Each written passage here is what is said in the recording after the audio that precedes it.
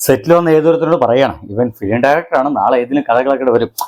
മമ്മൂക്ക ഇങ്ങനെ കണ്ണിൽ കണ്ട ഏതോ ഒരു ചെറുപ്പക്കാരനോട് ഇവൻ ഫിലിം ഡയറക്ടറാണ്, നാളെയോ മറ്റന്നാളോ ഏതെങ്കിലും കഥകളായിട്ട് വരും എന്ന് പറഞ്ഞ കാര്യം പറയുന്നതിന് മുമ്പായിട്ട് വേറൊരു കാര്യം പറയാനുണ്ട്. അടുത്ത മാസം നെക്സ്റ്റ് മന്തിൽ നമ്മുടെ അവാർഡ് പ്രഖ്യാപിക്കും. കേരളത്തിന്റെ ഏറ്റവും ബെസ്റ്റ് ആക്ടർ ആർക്കാണ് എന്ന അവാർഡ്. ആക്ട്രസുകളെ കുറിച്ച് പിന്നെ പറയാം എന്ന് വിചാരിക്കുന്നു. അതിനെക്കുറിച്ച് ഞാനൊരു വീഡിയോ ഇട്ടിട്ടുണ്ട്, നിങ്ങൾ ആരെങ്കിലും അത് കാണുമെന്ന് വിശ്വസിക്കുന്നു. എന്തായാലും ഇത്തവണത്തെ ഒരു വലിയ കൺഫ്യൂഷൻ, മമ്മൂട്ടിക്കാണോ കിട്ടുക, വിജയരാഘവൻ ചേട്ടനാണോ കിട്ടുക, അതോ ആസിഫ് അലിക്കാണോ, ഇനി ടോവിനോ തോമസിനാണോ? ടോവിനോ തോമസ് ആദ്യം തന്നെ ഞാൻ എടുത്ത് അങ്ങോട്ട് മാറ്റി വെക്കട്ടെ കേട്ടോ, പക്ഷെ ചിലപ്പോൾ പറയാൻ പറ്റില്ല. എന്തൊക്കെയാലും ചോദ്യം ഇങ്ങനെയാണ്, മമ്മൂട്ടിയാണോ അടിച്ചെടുക്കുക അതോ ആസിഫോ? വിജയരാഘവനും ഒരു ചെറിയ പ്രതീക്ഷയുണ്ട് എന്ന നിലയ്ക്ക് ഇപ്പോൾ ഒരു ചെറിയ വാർത്തകളൊക്കെ നമ്മുടെ എന്തൊക്കെ വന്നിട്ടുണ്ട്. അടുത്ത മാസം 140 124 സിനിമകളോട്ടം കണ്ട് അതിൽ നിന്ന് ഏറ്റവും നല്ല സിനിമ തിരഞ്ഞെടുക്കുന്നു, ഏറ്റവും നല്ല സംവിധാനം തിരഞ്ഞെടുക്കുന്നു, നല്ല നടനെ തിരഞ്ഞെടുക്കുന്നു, നടിയെ തിരഞ്ഞെടുക്കുന്നു. ഒരുപക്ഷെ ഏറ്റവും നല്ല നടൻ ഒന്നിൽ കൂടുതൽ ഉണ്ടാവാനുള്ള സാധ്യതയും നമുക്ക് തള്ളിക്കളയാൻ പറ്റില്ല. എനിക്കറിയാം, എന്റേതൊരു റിക്കവറി ഇല്ലാത്ത അസുഖമാണ്. അതിലുള്ള സാധ്യത ഞാൻ പറയാനുള്ള കാരണം 2 സിനിമകളാണ്. അതൊന്ന് ബ്രഹ്മയുഗം എന്ന് പറയുന്ന മമ്മൂക്കയുടെ സിനിമയാണ്, ഒരു പരീക്ഷണ സിനിമയാണ്, ബ്ലാക്ക് ആൻഡ് വൈറ്റ്. അതേസമയം തന്നെ കിഷ്കിന്ദ ഖണ്ഡ് എന്ന് പറയുന്ന ആ ഒരു സിനിമയാണ്. അതിൽ ആസിഫ് അലിയെ പലപ്പോഴും ഉയർത്തി കാണിക്കുന്നുണ്ട്. എനിക്ക് താല്പര്യമില്ല വെച്ചാൽ ആസിഫ് അലിയേക്കാൾ ആ സിനിമ ആദ്യാവസാനം മുന്നോട്ട് കൊണ്ടുപോയത് നമ്മുടെ വിജയരാഘവൻ ചേട്ടനാണ്. എന്തായാലും ഇങ്ങനെയാണ് 128 സിനിമകളാണ് ഇത്തവണ അവാർഡിനായിട്ട് എത്തിയിരിക്കുന്നത്. നമ്മുടെ രഞ്ജൻ പ്രമോദ്, ജിബു ജേക്കബ് എന്നിവരുടെ 2 ഘട്ടമായി തിരിഞ്ഞിട്ടുള്ള സ്ക്രീനിങ് ആണ് നടക്കുന്നത്. വളരെ പെട്ടെന്ന് തന്നെ അത് അവസാനിപ്പിക്കുന്നതാണ്. ആദ്യഘട്ട സ്ക്രീനിങ് പൂർത്തിയാക്കുന്നതോടെ ഈ സിനിമകളുടെ എണ്ണം 38 ആയിട്ട് ചുരുക്കും. 38 സിനിമകളായിട്ട് മാറും. ആ 38 സിനിമകളുടെ ചുരുക്കപ്പട്ടിക തയ്യാറാക്കി കഴിഞ്ഞാൽ ആ 38 സിനിമകളായിരിക്കും അന്തിമ ജൂറി കാണുക. ഈ അന്തിമ ജൂറിയിലാണ് നമ്മുടെ പ്രകാശ് രാജ് അടക്കമുള്ള ആളുകൾ ഉള്ളത്.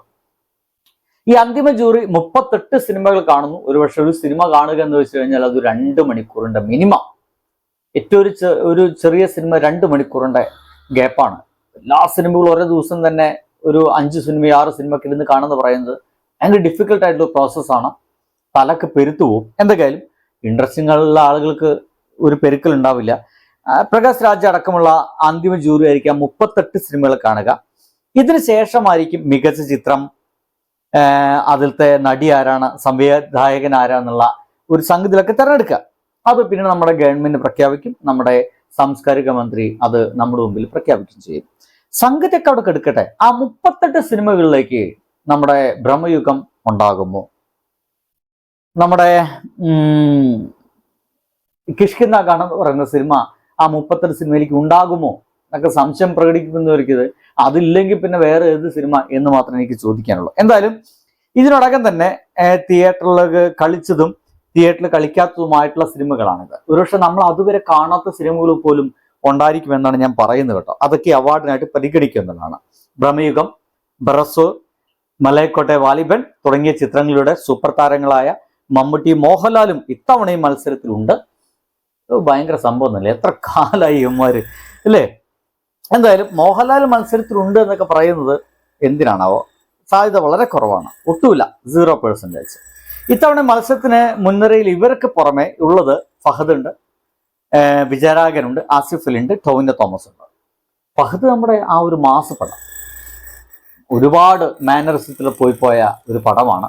ഇനി ആ ഒരു സിനിമയെ ഏറ്റവും നല്ല സിനിമയായിട്ടും ഒരുപക്ഷെ ഏറ്റവും കൂടുതൽ ആളുകൾ ഇഷ്ടപ്പെട്ട സിനിമ രീതിയിലേക്കൊക്കെ ആ സിനിമയ്ക്ക് ഒരു പൊതുജനങ്ങൾക്ക് ഇഷ്ടപ്പെട്ട സിനിമ എന്ന രീതിക്കൊക്കെ അവാർഡ് കിട്ടാനൊക്കെ സാധ്യതയുണ്ട്.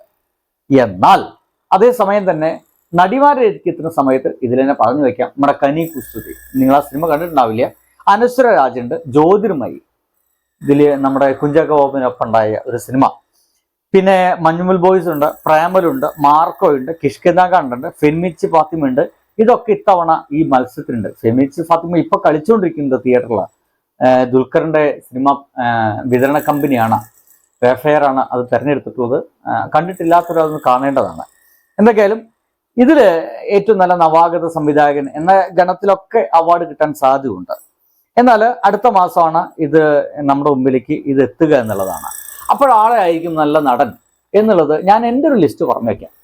എൻ്റെ ഒരു ഇഷ്ട നടൻ എന്ന് പറയുന്നത് അത് മമ്മൂക്കയാണ്, പിന്നെ ഫഹദാണ്.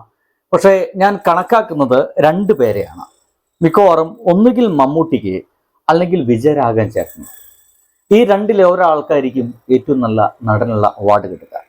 ഒപ്പം തന്നെ സഹനടൻ എന്നൊരു അവാർഡിലേക്ക് ചുരുങ്ങിപ്പോവാൻ സാധ്യതയുള്ള ആളുകൾ സൗബിൻ അങ്ങനെ സഹനടൻ എന്ന രീതിയിലേക്ക് ചുരുങ്ങിപ്പോവാൻ സാധ്യതയുണ്ട് മഞ്ഞുബുൽ ബോയ്സിലെ അഭിനയത്തിന്. ഒപ്പം തന്നെ ആസിഫ് അലിയും സഹനടനാവുള്ള സാധ്യത കൂടുതലാണ്. ഇനി ഒരു പ്രത്യേക ജൂറി പരാമർശം എന്ന രീതിയിൽ പോവുകയാണെങ്കിലും ആസിഫ് അലിക്ക് കിട്ടാൻ സാധ്യതയുണ്ട്. രണ്ടാമത്തെ നല്ല നടൻ എന്ന രീതിയിൽ ഒരു തരത്തിൽ പറഞ്ഞു കഴിഞ്ഞാൽ ഒരുപക്ഷെ ടൊവിനോ തോമസിന് കൂടി പരിഗണിക്കാൻ സാധ്യതയുണ്ട്. 3 വേഷങ്ങൾ ഒരു സിനിമയിലാണ്, RRR എന്ന് പറയുന്ന സിനിമയിൽ അഭിനയത്തിന്റെ ഭാഗമായിട്ട് അങ്ങനെയും അവനെയും സാധ്യതയുടെ മുമ്പിൽ കിടക്കുന്നുണ്ട്. നടിമാരിലേക്ക് എത്തുമ്പോൾ അനശ്വര രാജൻ ഒരുപക്ഷെ ഇത്തവണ പിക്ക് ചെയ്യാനുള്ള സാധ്യത കൂടുതലാണ്. ഒപ്പം കനി കുസൃതി, ഒന്നെങ്കിൽ കനി കുസൃതി, സെക്കൻഡ് മണ്ണായിട്ട് അനശ്വര രാജൻ എന്ന രീതിയിലൊക്കെ ആയിരിക്കും ഒരുപക്ഷെ പിക്ക് ചെയ്ത് നമ്മുടെ മുമ്പിലേക്ക് എത്താനുള്ള സാധ്യത. ഒരു ആൾക്കൂട്ടം ഏറ്റവും കൂടുതൽ കണ്ട് ആസ്വദിച്ച സിനിമ എന്ന രീതിയിലേക്കൊക്കെ അല്ലെങ്കിൽ ബെസ്റ്റ് സിനിമാറ്റോഗ്രഫി എന്ന രീതിയിലേക്കൊക്കെ ഒരുപക്ഷെ കിഷ്കിന്ദ ഗാന്ധവും ഒപ്പം തന്നെ നമ്മുടെ മഞ്ഞുബുൽ ബോയ്സും ഒക്കെ പരിഗണിക്കാൻ സാധ്യതയുണ്ട്. അതിലേക്ക് ബ്രഹ്മയുഗം കൂടി പരിഗണിച്ചാൽ നമുക്ക് തെറ്റ് പറയാനൊന്നും പറ്റില്ല കേട്ടോ. അതേസമയം തന്നെ സൗണ്ടിങ്ങിലേക്ക് കിടക്കുകയാണെങ്കിൽ ബ്രഹ്മയുഗത്തിൽ കൂടുതൽ എനിക്ക് ഇഷ്ടപ്പെട്ടത് കിഷ്കിന്ദ ഗാന്ധമാണ്. ഗംഭീരമാണ്. ഒരു ഇമോഷൻ നമ്മുടെ നെഞ്ചിലേക്ക് തറഞ്ഞിറങ്ങുന്ന രീതിയിൽ തന്നെയാണ് സിനിമ നമ്മൾ മുന്നോട്ട് കൊണ്ടുപോയിട്ടുള്ളത്. ഇങ്ങനെ എൻ്റെ മനസ്സിൽ കുറേ ഇഷ്ടങ്ങളും ഇഷ്ടാനിഷ്ടങ്ങളൊക്കെ ഉണ്ട്. നിങ്ങൾ ഏതാണ് ചിന്തിക്കുന്നതെന്ന് പിടുത്തമില്ല. അതിനൊപ്പം തന്നെയാണ് ഞാൻ തുടക്കത്തിൽ കാണിച്ച ആ വീഡിയോ നിങ്ങൾ ഒന്നുകൂടി കാണണമെന്ന് ഞാൻ ആഗ്രഹിക്കുന്നത്. ആ വീഡിയോ ഇങ്ങനെയാണ് കേട്ടോ. ഏതോ സ്ഥലത്തൊരു ഷൂട്ടിങ്ങിന്റെ ഭാഗമാണ്.